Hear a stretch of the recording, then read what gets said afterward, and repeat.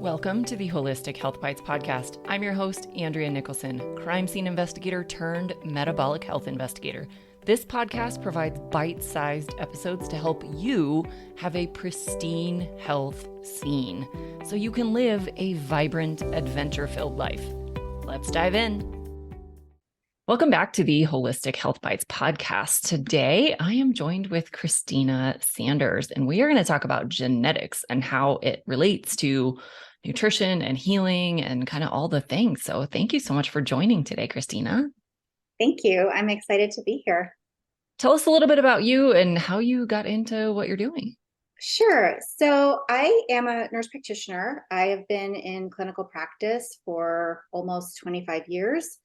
I started my career in the ER as an ER nurse, big city hospital, and then moved into private practice when I completed my NP training. And I've been in practice as a cardiology nurse practitioner for the last 22 years. But I've always been interested in nutrition going back to teenage life. So about 5 years ago, I rounded out my education and did some additional training in functional nutrition. And I guess the gist of it is that I went into nursing with a passion for teaching and educating patients. And it was my understanding that I would have all this time to, more than my physician colleagues for teaching and for preventative education. But I found that that's not really the case. Most of my patients would actually rather have a prescription than a grocery list. And my passion is still with teaching and nutrition. So I still work clinically as an NP, but I also started my own nutrition practice in 2019, took a break in 2020, and then kind of re-upped everything in 2021 with a focus on genetics, which I now find really fascinating. And now I run a 100% virtual nutrition practice called Nutrition NP. I love it. I love it. All the stories, all the fun ways that we get into what we're doing, and specifically the niche within what we do, because there's a lot within nutrition. So I love that. So tell us a little bit more about like genetics. What's so fascinating about it, and how can it help people identify maybe what they should be doing? Yeah, so genetics is a really daunting word.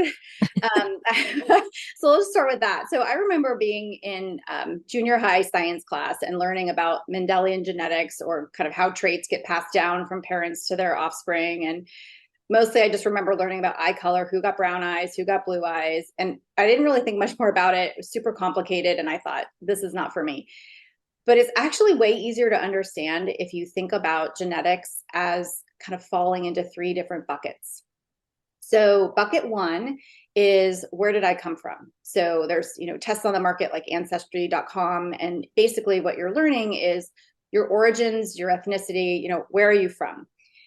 Bucket two is medical genetics, or what I call medical genetics. And these are specific genes that have a very high likelihood of predicting a specific disease. So for example, a common one would be like the BRCA gene, BRCA1, BRCA2 for cancer, specifically breast cancer, ovarian cancer. Something that's been more relevant in my clinical practice in cardiology, we look at a lot of familial genes that impact high cholesterol. So there are a couple of genes that, if your LDL cholesterol is over 190, you may fall into this bucket of having a familial or family type of high cholesterol. And then there's bucket three, and that's where I'm finding my home right now. It's basically what I call, it's nutrigenomics, which is a mouthful. It's kind of, I liken it to something like lifestyle genetics, where you're looking at nutrition and lifestyle. And basically the main takeaway in bucket three is that these genes play well with others. They can be impacted by the decisions that you make, the food you eat, the environment you live in.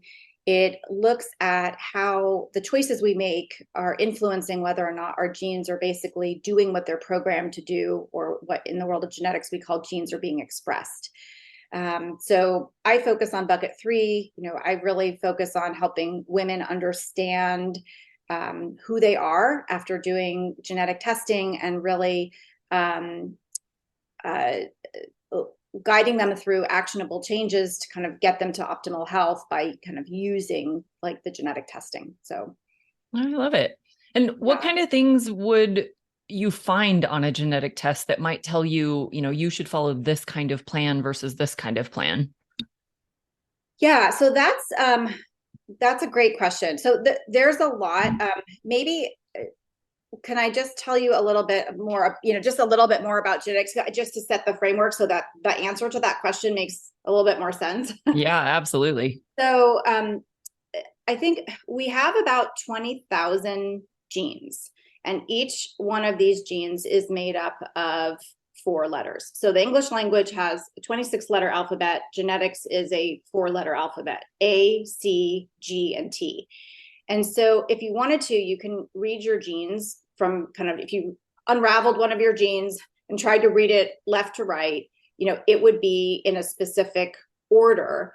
And everyone is supposed to have their genes, their letters in the exact same order. And so these letters are kind of the instructions for how things are supposed to work in our body.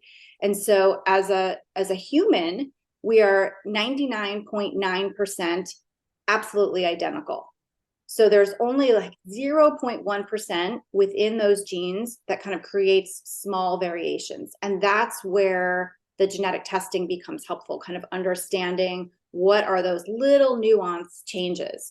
And so getting back to your original question, we're looking at things like cholesterol, how we metabolize food, how we experience inflammation, how we manage stress, how we recover from exercise. All of these things can be affected by those small little changes. So if there are like spelling errors, for example, in the instructions, those spelling errors make the genes maybe not perform quite as well as we want them to. So that's where the genetic test comes in. So you can kind of look at these small changes and say, okay, it doesn't mean the gene's not going to work at all, but it may be an underperformer, it may be an overperformer. And when you put genes in the bucket 3, the nutrigenomic bucket, these genes are really amenable to making the nutrition changes, making lifestyle changes, and then sometimes supplements to kind of give the underperformers a little boost. And this is where I try to help and guide my clients.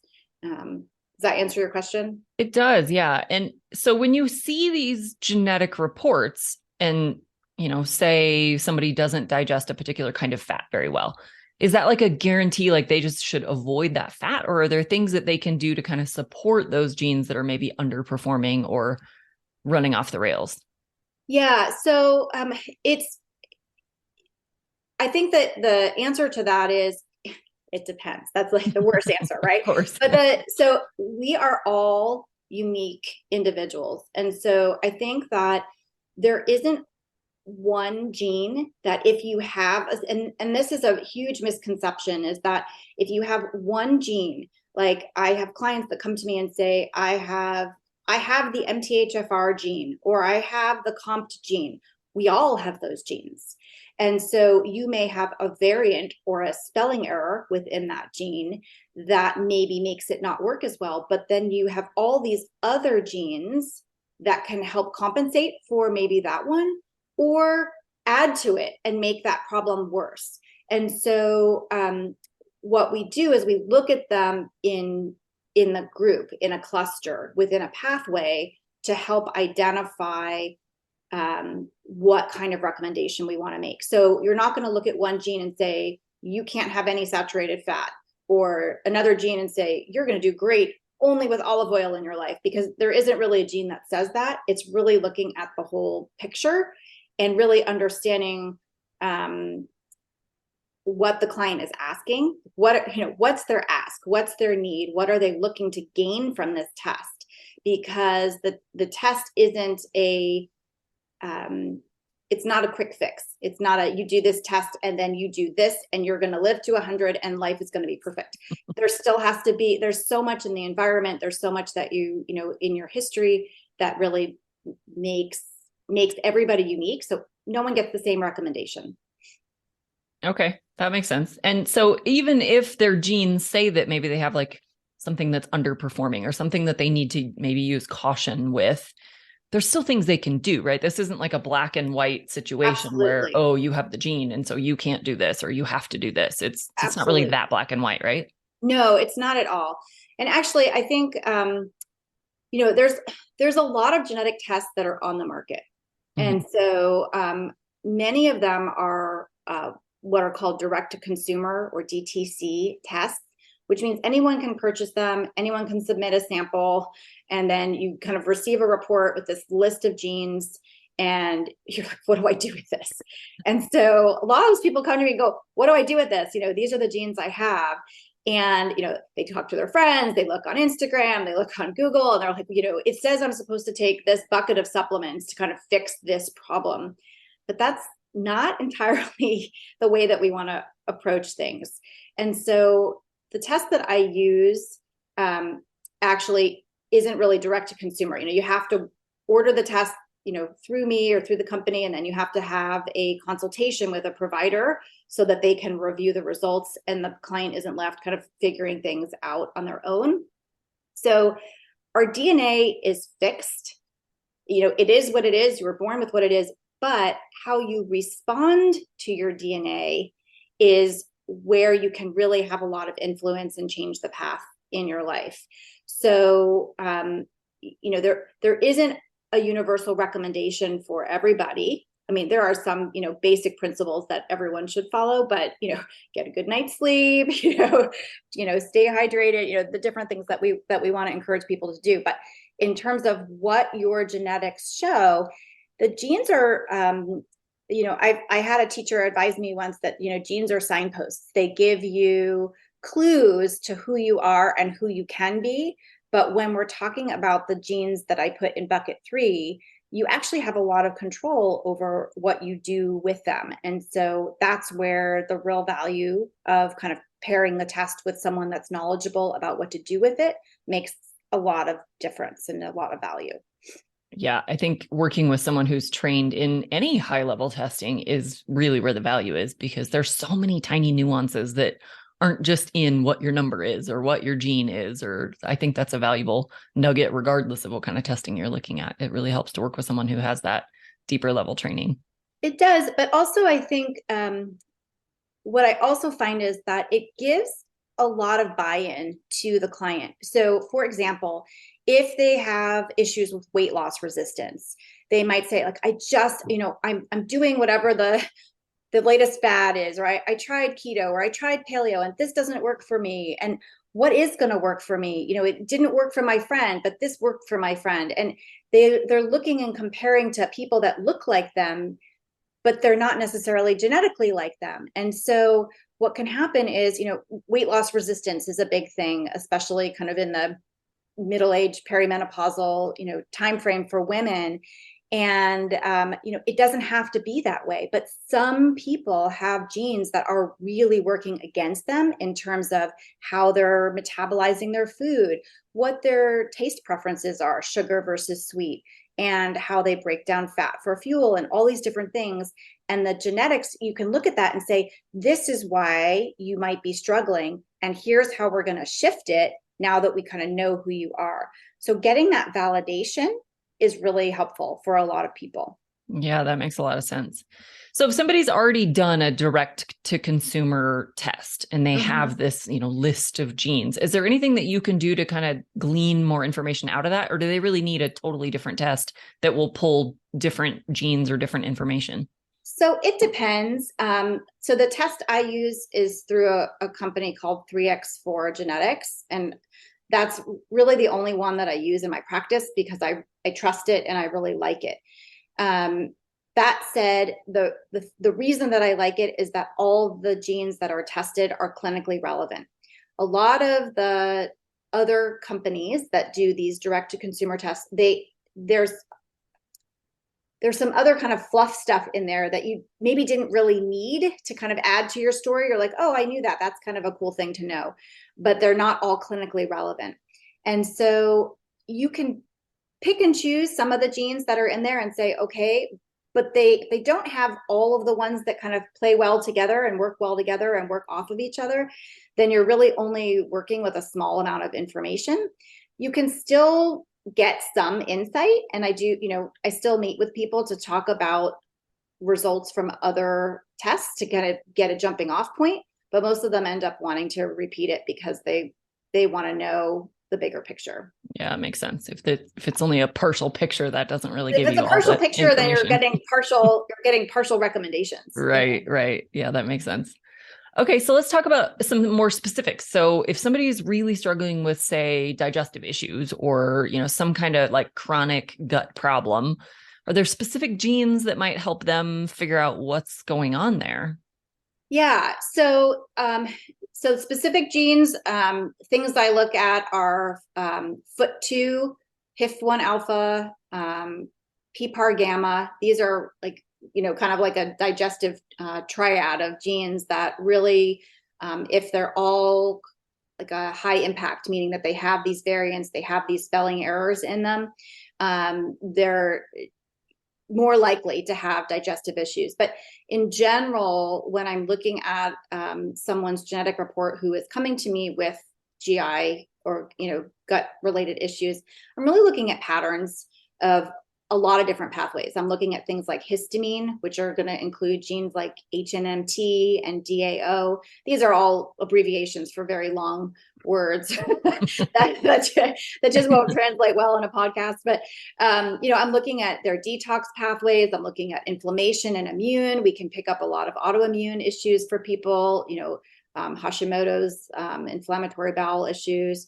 And mood and behavior too, because there's a lot of dopamine receptors in the gut. I think like 50% of dopamine is in the gut. So, that whole gut feeling sensation that people get when, they're kind of got a vibe about something. Well, there's a lot of dopamine in the gut. So when gut function is off, it can impact the way that dopamine is used. It can impact things like memory, sleep, mood, anxiety, attention, all these kinds of things actually can still tie back into the gut.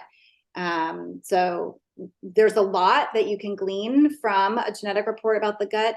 From a detox perspective, our gut is the GI tract is, where we get a lot of exposure to toxins, to foreign bodies.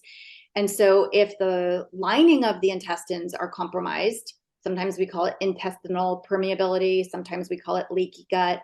But what happens is the cells in the lining of the gut aren't, tight together. And these larger foreign bodies can pass into the bloodstream without actually getting their kind of first pass through the liver to be detoxified. And so that can trigger all kinds of, inflammatory immune issues, food sensitivities.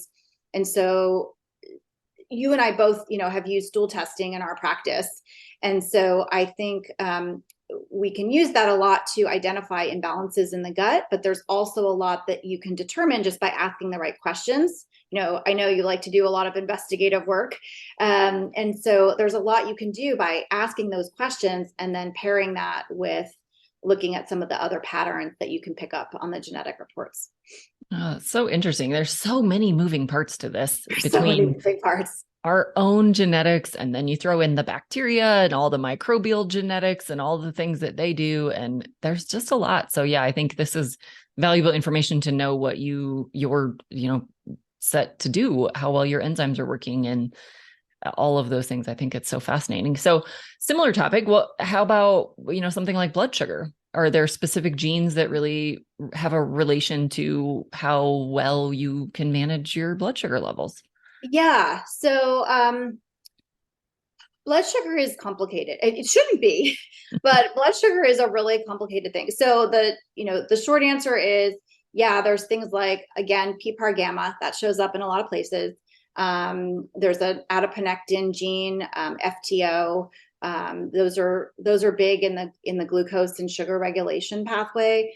But I think part of the issue is just in the way that we regulate sugar and compared to how we're supposed to regulate sugar, right? So I don't know if how much you do with your clients and just in terms of talking about how sugar is supposed to work. You wake up in the morning, your sugar should be at the low end of normal. You have, 80 milligrams per deciliter. You have a small snack or, you breakfast and it rises a little bit and the insulin hormone kicks in and, it does its job. It stores all the glucose in your liver and your skeletal muscles. And then it kind of slowly dips back down as long as you're not snacking.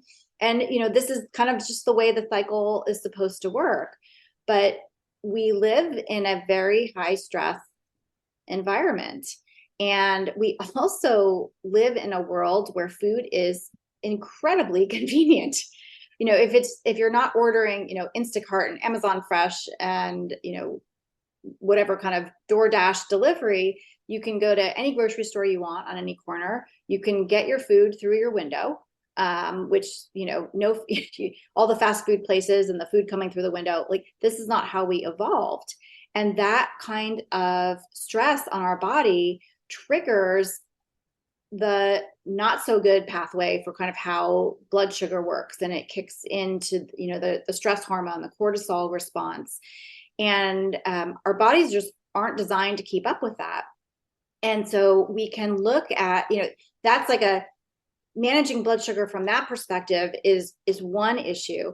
But when I look at the DNA and the genes that we talked about as it relates to blood sugar, we're also looking at, weight loss resistance. We're looking at how people are breaking down fatty acids for energy. We look at oxidative stress, which is a really interesting area of the genetic report, which we can talk about if you want.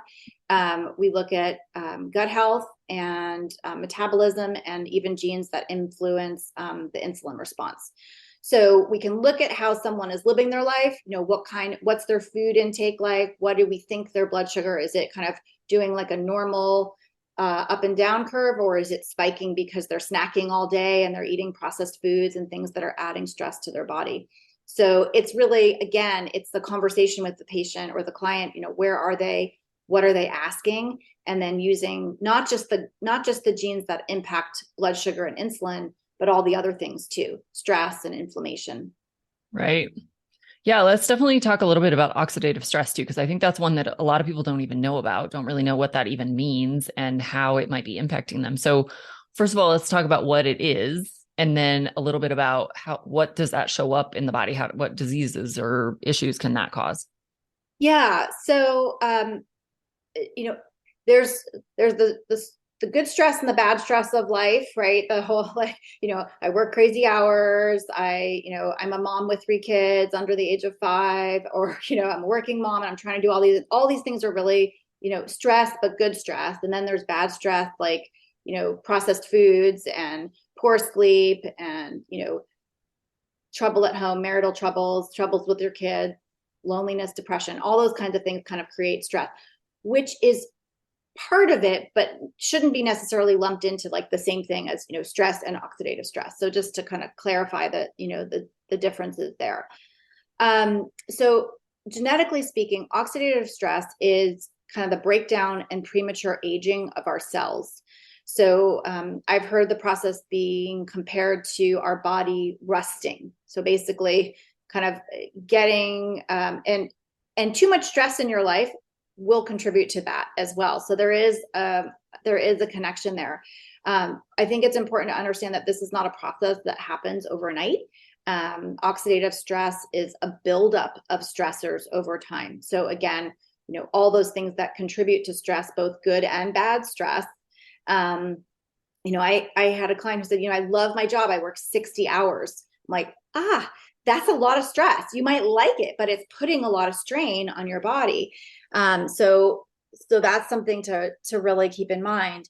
And so when we have these high stressors, so it could be exposure to toxins, it could be heavy metals, it could be poor sleep, it could be poor diet, all these things that kind of build up over time that contribute to this potential rusting process of your body, can lead you on a path to chronic disease, inflammatory disease. So, I always think of, brain health issues, cardiovascular issues. Those are, probably the two, the big things that kind of jump out at us. But it also, it can impact your energy level. It can impact your cognitive function, your memory. So managing oxidative stress is fundamental to promoting and restoring good health, and promoting longevity. There are lots of genes in the oxidative stress bucket. Let's see, MN SOD, again, PPAR gamma, that one keeps showing up. glutathione genes, which are really linked with both detoxification and oxidative stress, uncoupling proteins, ApoE, which is the one that often gets flagged on a lot of the direct-to-consumer tests, TNF alpha. There's a lot, and so I'm only sharing these because if people have them on their direct-to-consumer tests, they're like, what does this mean? Now they have, they can kind of figure out what bucket they fall into. So the goal is actually to delay oxidative stress as long as you can. As you get older, your antioxidant defenses start to decline. So this doesn't mean, go run out and get high dose vitamin C and take, all these antioxidants or, the next great superfood, but rather, kind of reassessing not just nutrition, but lifestyle. So it's not just antioxidants, but things that are going to upregulate, meaning turn on and help your good genes. And the cruciferous vegetables are a really good source for that. Looking at leafy greens and anti-inflammatory foods. Curcumin is kind of one of those secret superfoods that I love. A little bit of dark chocolate, berries. So from a nutritional standpoint, let's see, from a lifestyle standpoint, coming back to really good sleep. I think that sleep hygiene is really underrated. Getting, adequate sleep, good restorative sleep at night is really important. The other thing is over exercising. Sometimes really high intensity exercise actually can worsen oxidative stress. So, I'm not saying high intensity exercise is not a good thing. It is a good thing, but you also have to recognize and appreciate your body's need for recovery. And when you don't provide enough recovery, it actually can increase the oxidative stress burden on your body. And I think I mentioned earlier that one of the other contributors to oxidative stress is exposure to toxins and heavy metals. So kind of looking at your skincare products, your cleaning products, what do you use around your home and your yard? Any exposure to, anything that's going to be a pro-oxidant, in your life. So those are the things that you want to really kind of limit or stay away from if possible. Wow. Yeah. Another complicated picture where there's lots of things. It's so complicated. It's actually it's one of the most interesting areas for me in genetics is oxidative. I mean, I like, all the cellular pathways, the oxidative stress, inflammation, detoxification. I think they're absolutely fascinating. And they're really complicated to understand from a biochemical standpoint, but what to do about them is actually really logical, right? Kind of nutrient dense foods and kind of staying away from the things that are going to add more stress to your life. Yeah. So as complicated as it is, we just get back to the basics. Right. I love it. So I'd love to just hear if you have any kind of maybe either surprising case studies or, people who had maybe tried something for a long time. And when they got this information, they made one smaller, large change and all the things changed. So I'd love to just hear maybe some success stories from genetics. Sure. So I guess, let's see, you think of one, recently I had someone who, one of the things that's tested within the genetic pathway is the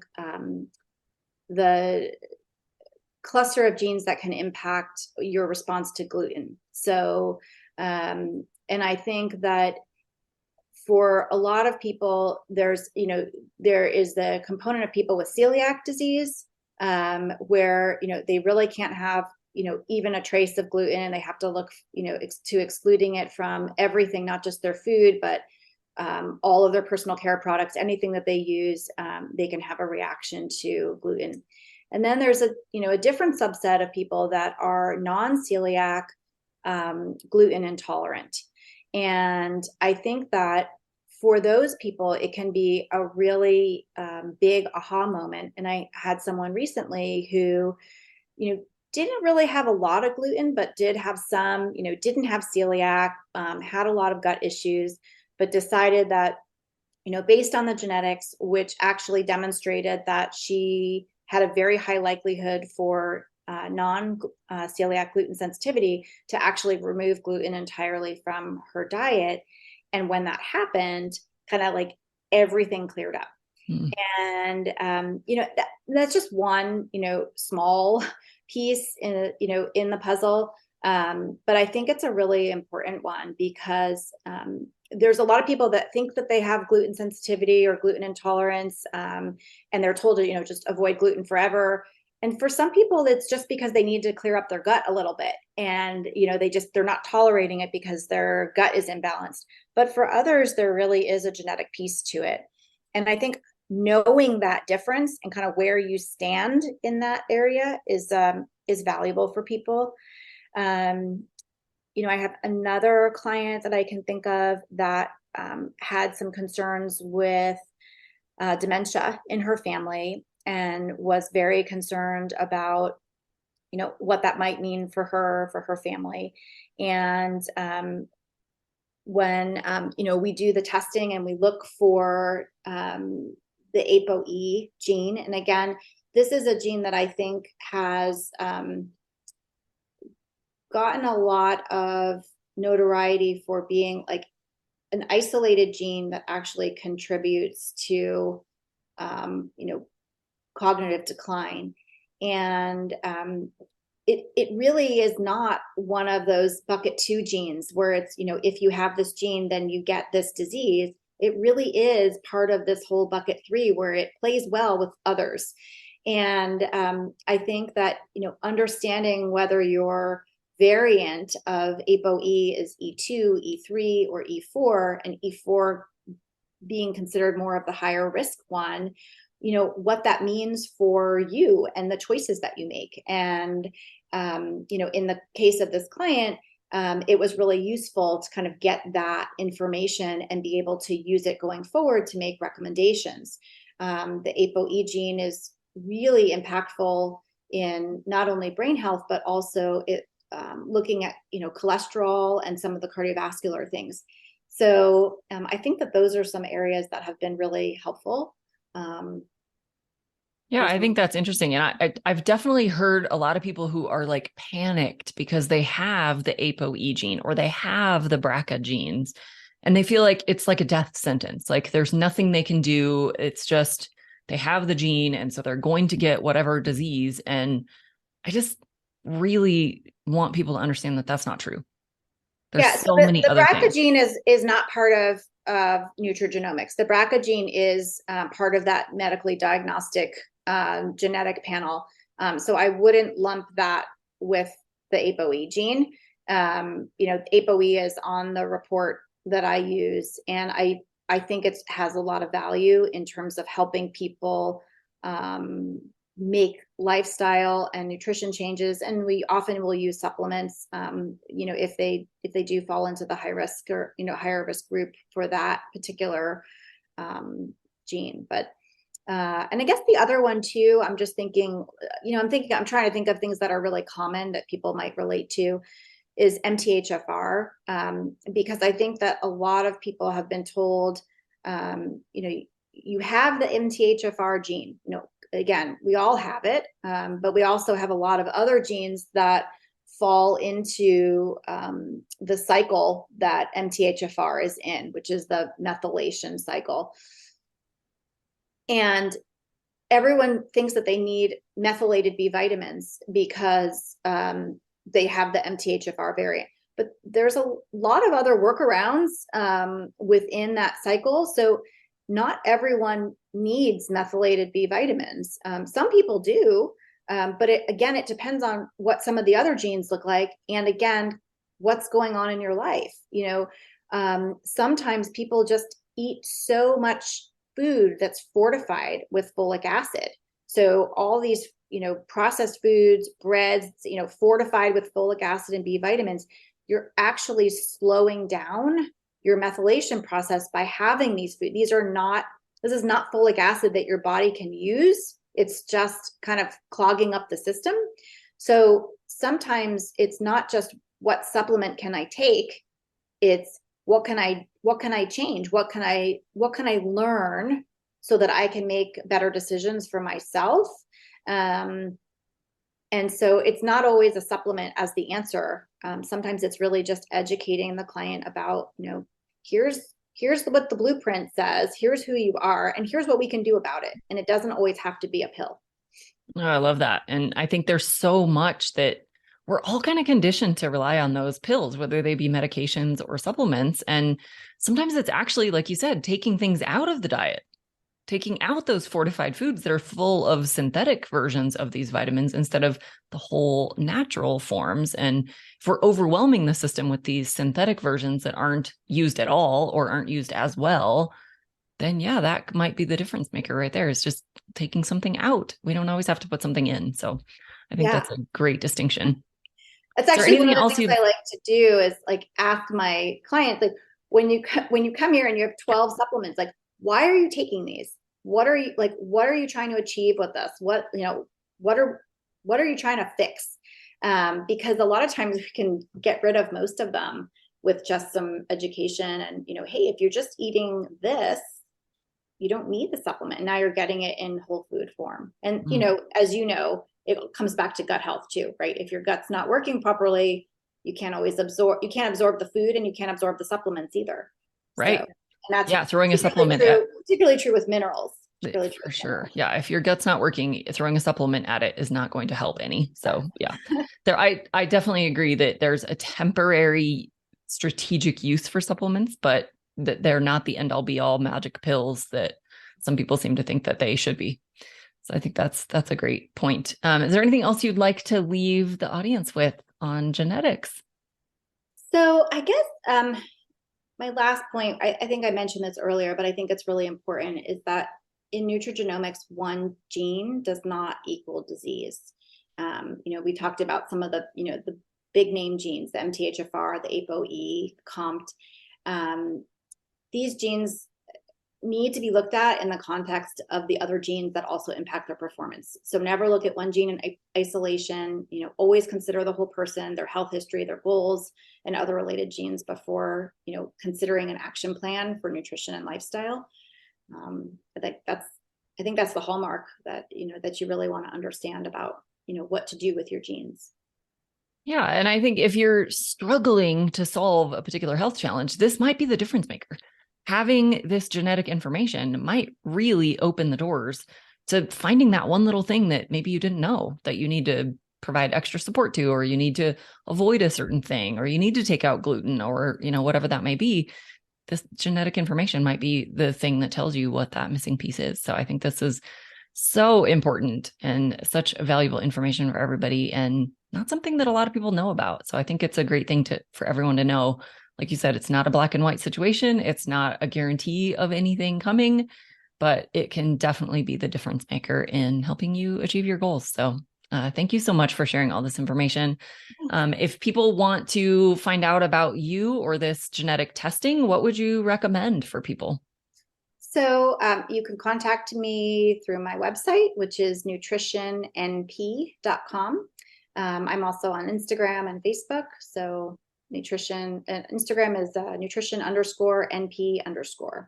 I love that. And currently your offer is you run the genetic test and you have one session associated with that. So then if they need kind of longer term care, they would work with someone like me or a different kind of practitioner for that kind of longer term accountability and support, right? They do. Yeah. I actually, my genetic test, I do 2 visits. Two sessions. Okay. Yeah. We do a longer session to go over the results. And then I do a follow-up session a couple of weeks later, because awesome. I feel like people they start making changes and they have questions or they forgot something. And, that's how it's a 2 session. I love that. I love that. And it's definitely something I will recommend to my clients as well. So if anybody is interested in the work I do, this is something that we can add on to the package as well, if you would like to know. Would be awesome. And Christina and I will certainly work together on your case to make sure that we address all possible avenues. So thank you so much for coming on. This has been so much fun. I learned a ton. I don't know a whole lot about genetics either, and I think it's so fascinating. So you're a wealth of knowledge, and I appreciate you coming on and sharing all your information with us. Thank you so much, Andrea. This was fun. I appreciate you having me. Absolutely. Thank you so much. We'll catch everyone later. Thanks for being a faithful listener to the podcast. I'd love it if you left me a 5-star review on this podcast so that others can more easily find this valuable information. Did you know I also work one-on-one with clients? I approach solving health challenges like I approached solving crimes, by conducting a thorough investigation into your case. Sadly, hundreds of millions of people in the US have insulin resistance, prediabetes, and diabetes, and the vast majority have no idea. I'm here to fix that. If you struggle with low energy, stubborn weight, hypertension, sleep disturbances, or any other undesired symptoms, let's talk. All you have to do is schedule a free call. The link will be in the show notes. And no, you do not need to live near me.